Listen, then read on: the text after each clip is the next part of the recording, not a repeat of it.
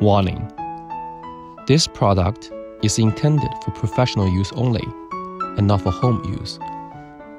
Please strictly follow the instruction when conducting the test.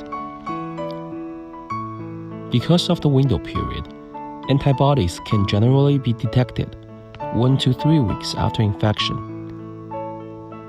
When symptoms such as fever or cold appears, whether positive or negative, the test result must be further confirmed combining clinical indications and other diagnostic methods to prevent delay in treatment.